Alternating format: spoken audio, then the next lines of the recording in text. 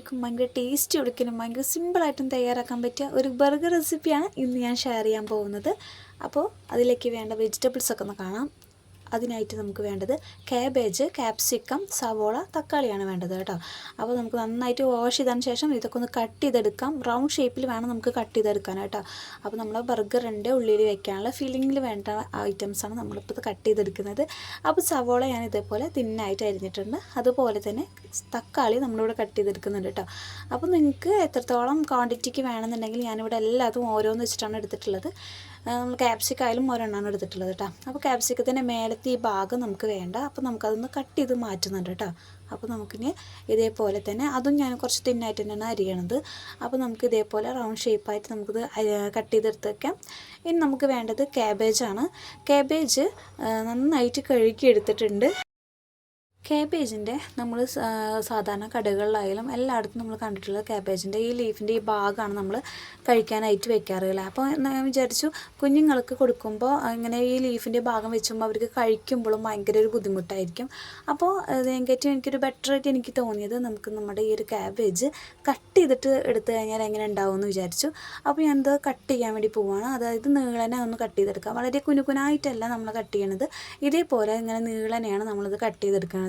അപ്പോൾ കുഞ്ഞുങ്ങൾക്ക് കഴിക്കാനും വളരെ ഈസി ആയിരിക്കും.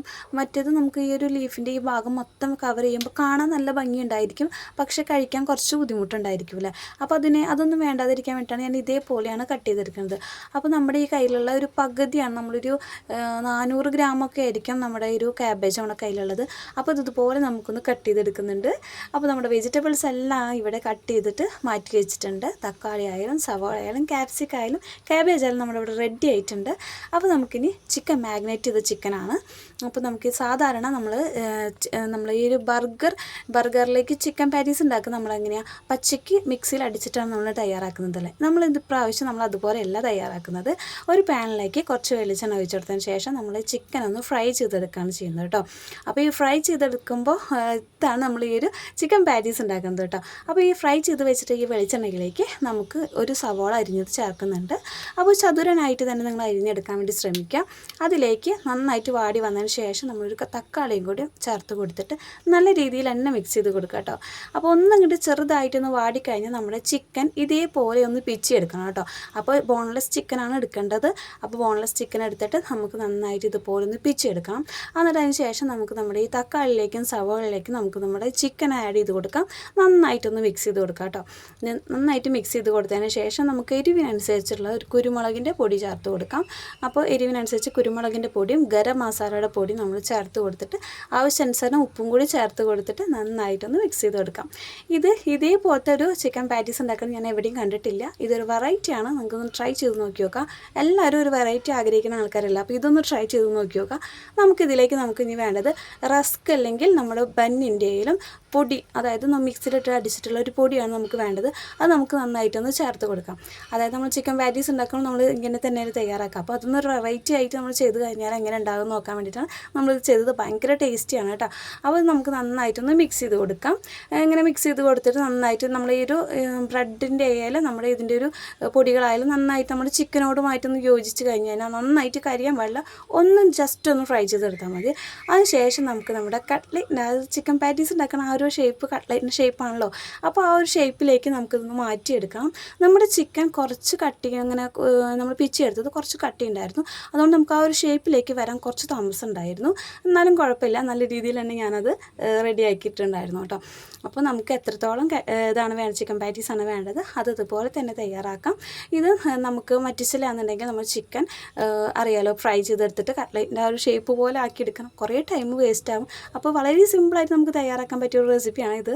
അപ്പോൾ ഒരു പാനിലേക്ക് നമുക്ക് കുറച്ച് നെയ്യ് ആഡ് ചെയ്ത് കൊടുത്തിട്ട് നമുക്ക് നന്നായിട്ടൊന്ന് മെൽറ്റാക്കാൻ വേണ്ടി വെക്കാം.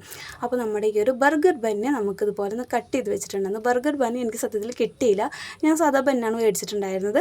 അത് ഇതുപോലെ ഞാനതിലേക്ക് കട്ട് ചെയ്ത് വെച്ചിട്ട് നമുക്ക് നമുക്കൊന്ന് ഒന്ന് ജസ്റ്റ് കൈയോണ്ട് നമുക്ക് മറിച്ചിട്ടുണ്ട് ആ ഒരു പരുവത്തിന്, ആ ഒരു ചൂടിൻ്റെ അത്രത്തോളം ആയാൽ മതി.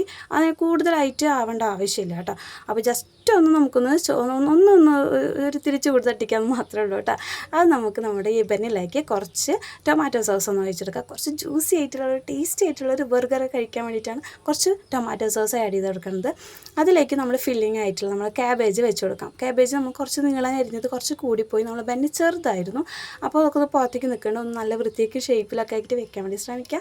ഇനി നമുക്കതിലേക്ക് വേണ്ട നമ്മുടെ വെജിറ്റബിൾസൊക്കെ കട്ട് ചെയ്ത് വെച്ചിട്ട് വെജിറ്റബിൾസൊക്കെ നമുക്ക് ചേർത്ത് കൊടുക്കാം. അതിലേക്ക് നമ്മൾ ഒരു ക്യാപ്സിക്കം, പിന്നെ നമുക്കൊരു സവോള, പിന്നെ തക്കാളിയാണ് നമ്മൾ ചേർത്ത് കൊടുക്കുന്നത്. ഇനി നമുക്കിതിനെ മേലേക്ക് നമുക്ക് മയോണൈസ് ഉണ്ടെങ്കിൽ ചേർത്ത് കൊടുക്കണം. മയോണൈസ് നമ്മൾ എല്ലായിടത്തും ഫില്ല് ചെയ്തിട്ടായിട്ട് വെക്കുക കേട്ടോ. അപ്പോൾ നമ്മുടെ ഈ ഒരു വെജിറ്റബിൾസൊക്കെ എല്ലാ അതിലേക്കും നല്ല രീതിയിലേക്ക് തട്ടുന്ന രീതിയിൽ നമ്മൾ നമ്മുടെ മയോണൈസ് ചേർത്ത് കൊടുക്കുക. കഴിക്കുമ്പോൾ നല്ല ടേസ്റ്റ്, നല്ല ജ്യൂസി ആയിട്ട് ആവാൻ വേണ്ടിയിട്ടാണ് കേട്ടോ. അപ്പോൾ നമുക്ക് നമ്മുടെ ഈ ഒരു ഫില്ലിങ് അത് നമ്മുടെ ചിക്കൻ പാറ്റീസും കൂടി വെച്ച് കൊടുത്തിട്ട് നന്നായിട്ടൊന്ന് കുറച്ചും കൂടി അതിൻ്റെ മേലെ നമുക്ക് ടൊമാറ്റോ സോസും കൂടി ഒന്ന് ഒഴിച്ച് കൊടുക്കുന്നുണ്ട്. അതിൻ്റെ മേലെ ഒരു ടൊമാറ്റോ കൂടി വെച്ച് കൊടുക്കുന്നുണ്ട്. ഇനി നമുക്ക് നമ്മുടെ മേലെ കവർ ചെയ്യാനുള്ള ഒരു ബന്നിലേക്ക് നമുക്ക് കുറച്ച് മയോണൈസും കൂടി ചേർത്ത് കൊടുത്തു കഴിഞ്ഞാൽ നമ്മുടെ ഇവിടെ ബർഗർ ഇവിടെ റെഡി ആയിട്ടുണ്ട് ഗൈസ്. അടിപൊളി ടേസ്റ്റാണ്. ഇതുവരെ ട്രൈ ചെയ്യാത്ത ആൾക്കാർ ഇങ്ങനെ ഒന്ന് ട്രൈ ചെയ്ത് നോക്കി നോക്കൂ. അടിപൊളി ടേസ്റ്റോടെ തന്നെ നമുക്ക് കഴിക്കാവുന്നതാണ്. അപ്പോൾ നമ്മുടെ ടേസ്റ്റി ആയിട്ടുള്ള ബർഗർ ഇവിടെ, ഹോം മെയ്ഡ് ബർഗർ ഇവിടെ ശരിയായിട്ടുണ്ട്. അപ്പോൾ നിങ്ങൾ എല്ലാവരും ട്രൈ ചെയ്ത് നോക്കിയിട്ട് ഫീഡ്ബാക്ക് നമ്മുടെ കമൻറ്റ് ബോക്സിൽ അറിയിക്കാൻ മറക്കരുത്. നെക്സ്റ്റ് അടിപൊളി വീഡിയോയുമായി വരുന്നവരെ വാരിയേഴ്സ് ലവ് യു ഓൾ.